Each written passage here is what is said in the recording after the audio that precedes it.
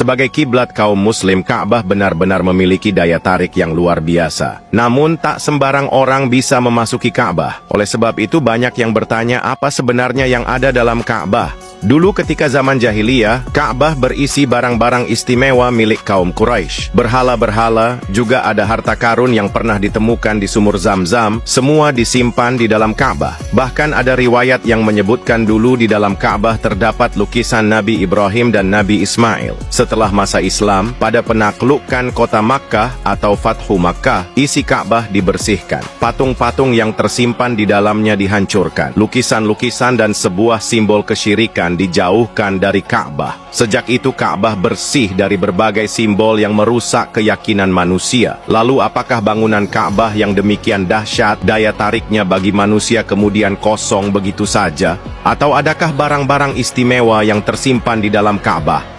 Tidak ada apa-apa di dalam Ka'bah. Bangunan segi 4 ini hanya ruangan kosong, tak ada yang istimewa. Nol. Tidak ada apa-apa. Inilah yang dimaksud oleh sebagian ulama sebagai titik nol spiritual seseorang. Artinya di tempat ini siapapun, dia harus menghilangkan atribut yang melekat pada dirinya, mengosongkan semua sangka syahwa, keraguan, kesombongan, kedengkian, bahkan simbol-simbol kebesaran duniawi. Semua harus dinolkan. Bagian dalam Ka'bah terdapat 3 pilar dari kayu gaharu terbaik. Ketiga pilar ini berjejer lurus dari utara ke selatan. Pada awal tahun 2000-an, bagian bawah ketiga pilar ini rentan, kemudian diperbaiki dengan diberi kayu melingkar di sekelilingnya. Pada masa Nabi Shallallahu Alaihi Wasallam, pilar ini belum ada dan baru dipasang seperti ini pada masa Khalifah Abdullah bin Zubair, cucu dari sahabat Nabi Abu Bakar radhiyallahu anhu. Meski demikian, ketiganya masih tetap kokoh hingga saat ini. Selain diberi lampu-lampu indah yang terbuat dari emas murni dan dari perhiasan-perhiasan indah lainnya, lantai Ka'bah dibuat dari batu kualap putih. Dinding Ka'bah bagian dalam dibalut dengan batu kualap warna-warni. Jika sudah dibersihkan, ruangan dalam ini akan ditutup oleh kiswah atau kain penutup berwarna hijau. Namun ada beberapa barang atau titik-titik di dalam Ka'bah yang banyak tidak diketahui orang. Di antaranya, sebuah lemari kecil terbuat dari kayu, tak terlihat istimewa. Posisinya berada di depan pintu Ka'bah. Di dalam lemari ini tersimpan semacam kapur pewangi yang beraroma mawar untuk membaluri dinding Ka'bah agar tetap wangi.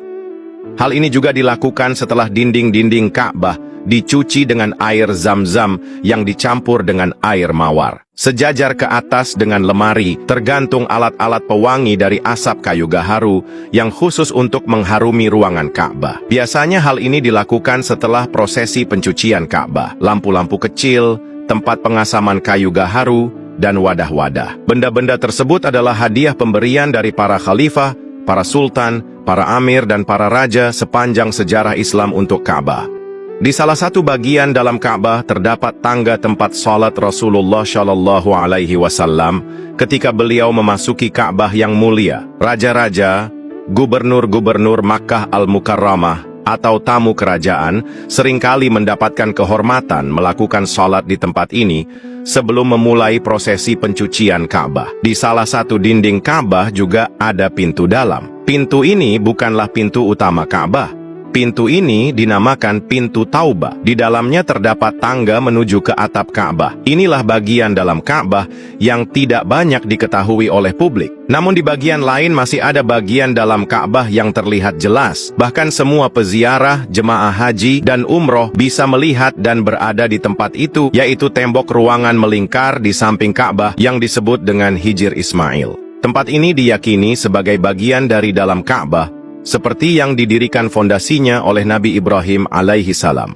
Tembok melingkar ini disebut dengan tembok Syazerwan. Tembok tambahan pada Ka'bah ini dulu dibangun oleh kaum Quraisy sebelum Islam. Saat dipugar oleh kaum Quraisy, mereka termasuk kaum musyrik. Namun mereka tetap sepakat bahwa biaya renovasi Ka'bah harus dari uang yang halal. Ternyata setelah dikumpulkan uang halal yang ada di Makkah tidak cukup untuk membiayai renovasi Ka'bah. Maka Ka'bah pun kemudian dipangkas, sehingga bentuknya seperti yang terlihat seperti sekarang ini. Oleh sebab itu, Nabi Shallallahu Alaihi Wasallam pernah membawa salah satu istrinya yang ingin salat di dalam Ka'bah di bawah ke tempat ini. Lalu dikatakan salat di tempat ini sama dengan salat di dalam Ka'bah.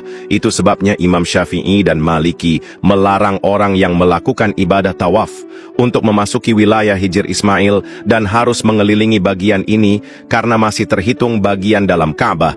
Wallahu a'lam. Silahkan sebarkan kepada yang lain. Semoga jadi jariah ilmu bermanfaat.